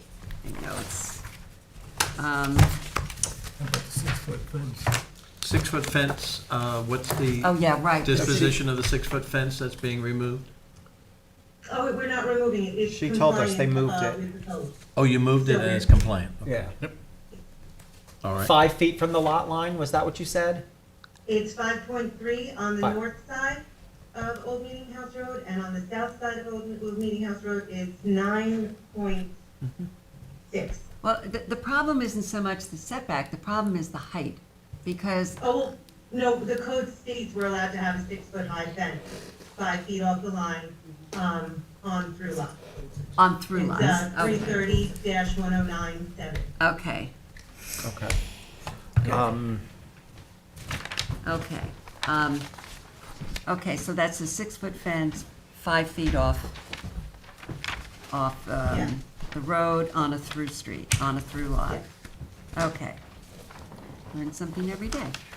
All right, so you kept the pool configuration, but you moved it. We did make the pool smaller, and we moved it. Okay. Thank you. And I'm noticing the pool equipment is now gone from the survey, the new survey that you provided that needed the 8.3 foot setback. Oh, yeah, no, that's gonna be closer to the pool. I believe it's gonna be over by the, tucked in over by the patio. I'm not positive, but that is Okay. going to have. But that's not on the proper survey? setbacks. Yeah, it It's was not on the removed. survey, not on the new survey. Does Yeah, it that need was, to be? that was enacted in by Michael Witt. Does it need to be, Mr.? It probably would be helpful to have that noted on the survey. Oh, we'll definitely have it for the building permit fees, and it will be in a compliant area. All right, so.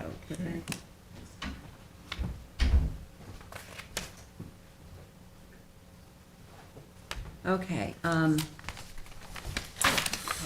Katie, do we need the survey to reflect that before we vote on this? Reflect the pool equipment? equipment. No, Okay. because she's saying it's gonna be in a conforming location, and if Okay. I guess she doesn't want any, then she doesn't get any. Okay, okay. Yeah. All right, that sounds good. Who's this? This is Robert. Hi. This is yours. Okay. And nobody here, is anybody on Zoom? Is there anybody on Zoom who wishes to be heard on 7 Quantuck Bay Lane? Okay. So I will move to close the meeting, hold it open for written submissions until 4:19 with a decision on 5/2. Second. Okay. Mr. Macedonia? Aye. Mr. Daly? Aye. Mr. Leonard? Aye. Mr. Tudhill? Aye. Ms. Burgess? Aye. Chair votes aye. Okay, thank you very much. Thank you. Thank Good luck. you. Thank you. Okay. All right, we have a variety of decisions, and I have to find my sheet. Michael, Can did I you get a start? sheet? Do you want me to start? Yes, go I ahead. think I'm up first. Okay, for decisions, I will start with 31 Tony Tiska's Path LLC, Suffolk County Tax Map Number 936-123.12. The application is for property located at 31 Tony Tiska's Path. Applicant requests variances for a proposed 55 by 110 tennis court and pergola. Application passes the standards set forth in New York State Town Law and Town Code. Therefore, this board grants relief from the Town Code for the following. For a proposed tennis court, Town Code 330-6, general regulations that references Town Code 330-11, Residence District Table of Dimensional Regulations. For an accessory distance from street front yard setback of 70 feet where 90 feet is required. And 2, Town Code 330-76D, placement of accessory building structures and uses in all districts. And Town Code 330-83C, yards to allow the tennis court to be located within the required front yard for the principal building. And 2, for a proposed pergola, Town Code 330-6 and Town Code 330-11 for an accessory distance from street setbacks of, front yard setbacks of 58 feet where 90 feet is required. And 2, Town Code 330-76D and Town Code 330-83C to allow the pergola to be located within the required front yard for the principal building. These variances are granted as shown on the site plan prepared by Vincent Gaudiello, P.E. of the Rayner Group, P.E. and L.S. PLLC, dated October 20th, 2023. The October grant of 2nd. the foregoing relief is subject to such other conditions and permits as applicant has already acquired or may otherwise have to acquire for final approval of the subject premises. Second. Mr. Daly? Aye. Mr. Leonard? Aye. Mr. Macedonio? Aye. Mr. Tudhill? Aye. Ms. Burgess? Aye. Chair votes aye. I'm going to let Bob read his decision. I was No. on a roll. Oh, you're on a roll? Okay, go. Sure, Dreamview LLC, Suffolk County Tax Map Number 900-46-2-45.7. The application is for the property located at 282 Roses Grove Road, Watermill. Applicant seeks variances to legalize work done without a permit for a proposed addition. While this board does not condone construction done without a building permit under this set of facts and circumstances, and is modified with conditions for screening, this board does find that the application passes the standards set forth in New York State Town Law and Town Code. Therefore, this board grants the following relief. 1, for a 2-story dwelling, Town Code 330-11, Residential Districts Table of Dimensional Regulations for a building height of 38 feet 1 inch, where a maximum of 32 feet is permitted. A required minimum side yard setback of 46 feet on the east side of the property, where a minimum of 50 feet is required. A total required side yard setback of 98.7 feet, where 125 feet is required. And a required rear yard setback of 98 feet, where 100 feet is required. 2, Town Code 330-76D, placement of accessory building structures and uses in all districts, and 330-83C, yards to allow a tennis court to remain within the total required side yard for the principal building. 3, Town Code 330-11 for a side yard setback of 48 feet where 50 is required, and Town Code 330-76D and 330-83C to allow an in-ground swimming pool with spa to remain within the minimum required side yard and total side yard for the principal building. And 4, Town Code 330-76D and 330-83C to allow an existing patio located on the west side of the property to remain within the required minimum and total side yard for the principal building. These variances are granted as shown on the survey prepared by John F. Barilski dated January 3rd, 2024, and the plans and elevations prepared by the architect Robert C. Miller, last revised December 30th, 2023. The grant of the foregoing relief is subject to other conditions and permits as applicant has already acquired or may otherwise have to acquire for final approval of the subject premises, including 1, addressing both the driveway and revegetation issues with the planning board prior to the issuance of any certificates. 2, the installation prior to the issuance of any certificates and continued maintenance by the applicant and all successors in title of 18 to 20-foot high screening trees identified as eastern red cedar, juniperus, don't make me say it, virginiana, placed 4 feet on center along the eastern shared property line as shown on the reforestation plan, landscape schedule, layer 4, received by this board on January 4, 2024. Second. Mr. Daly? I'm going to vote aye on this, but I've got to tell you, these as-built or pre-built without permits are getting old, and especially repeat applicants asking for forgiveness instead of permission is wearing really thin on this member. Aye. Mr. Leonard? I second everything that Mr. Daly just said, and I vote aye. Mr. Macedonio? Aye. Mr. Tudhill? Aye. Ms. Burgess? I also second what Michael said. I agree with Michael and John, but I will say aye. Chair votes aye. Okay, Keith, do you want to do yours? And then Bob, you can do yours.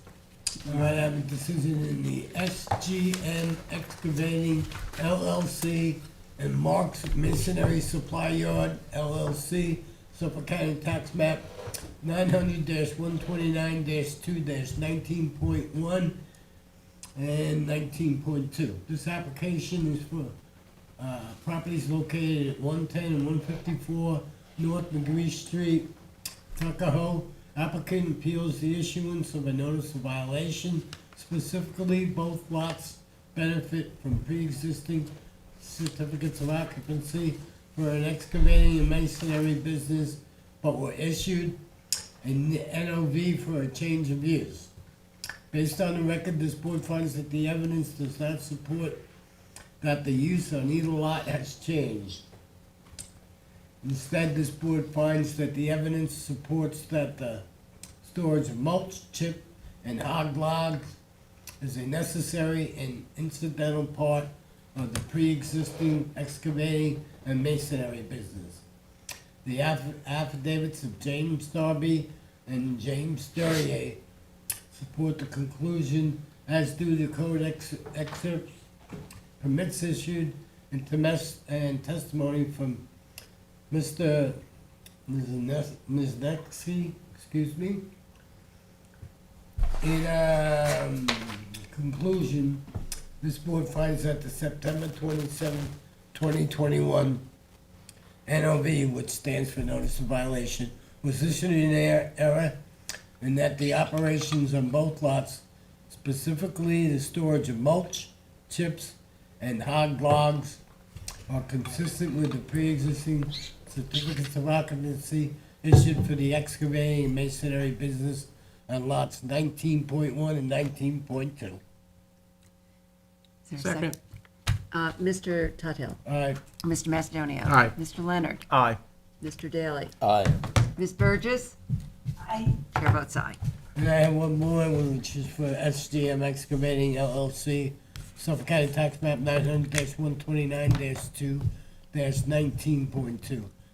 This application is for the property located at 110 North McGee Street in Tuckahoe. Applicant requests variance to legalize a trailer and other structures, containers on the premises. While this board does not condone construction done without the benefit of building permits, it does find that the application passes the standards set forth in New York State Town Law and the Town Code.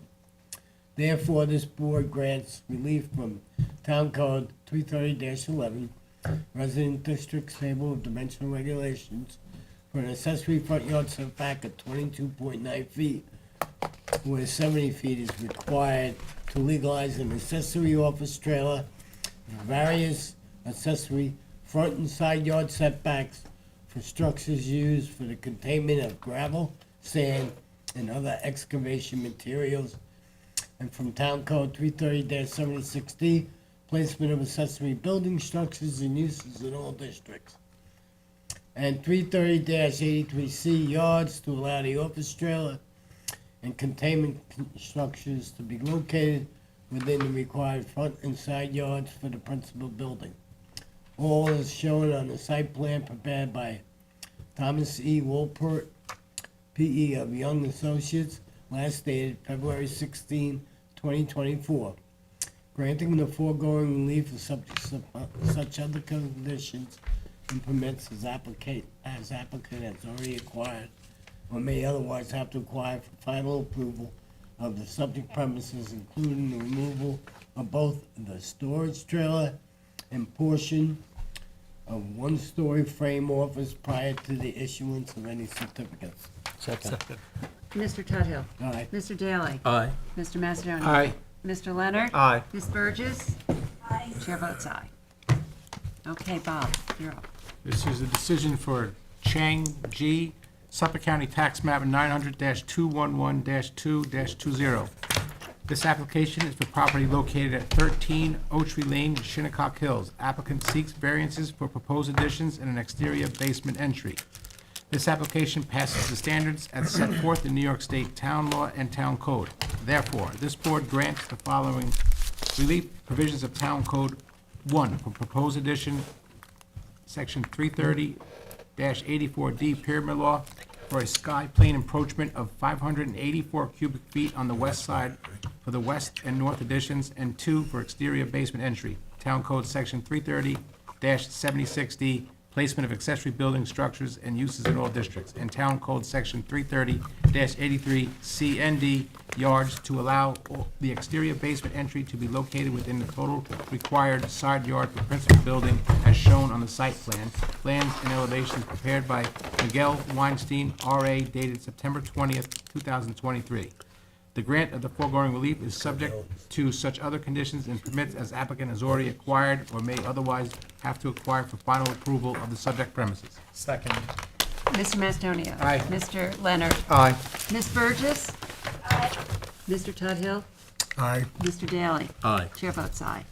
Okay, I have a final decision. Helen, this was yours, but I'm going to read it for you if you don't mind. I appreciate that, Susan. Thank you very much. Okay. Irene Vagionis and Martin Whalen, Suffolk County Tax Map 900-292-2-64. This application is for property located at 29 Romana Drive, Hampton Bays. Applicants seek variances for a proposed detached garage. This application passes the standards set forth in New York State Town Law and the Town Code. Therefore, this board grants relief from the following provisions of the Town Code for a proposed detached garage on a nonconforming lot. 1, Town Code Section 330-76D, placement of accessory building structures and uses in all districts, and Town Code Section 330-83C yards, to allow the detached garage to be located within the required minimum side yard and required total side yard for the principal building, as shown on the survey prepared by Robert A. Smith of Squires Holden, Weissenbacher, and Smith, last revised February 20th, 2024, and the floor plans and elevations prepared by architect Pamela J. Glazer, last revised October 24, 2023. Grant of the foregoing relief is subject to such other conditions and permits as applicant has already acquired or may otherwise have to acquire for final approval. Second. Ms. Burgess? Aye. Mr. Daly? Aye. Mr. Leonard? Aye. Mr. Macedonia? Aye. Mr. Tudhill? Aye. Chair votes aye. Okay, do I have a motion? Motion to close? Motion. Second. Third. All in favor? Aye. Record. Record's good. We're closed.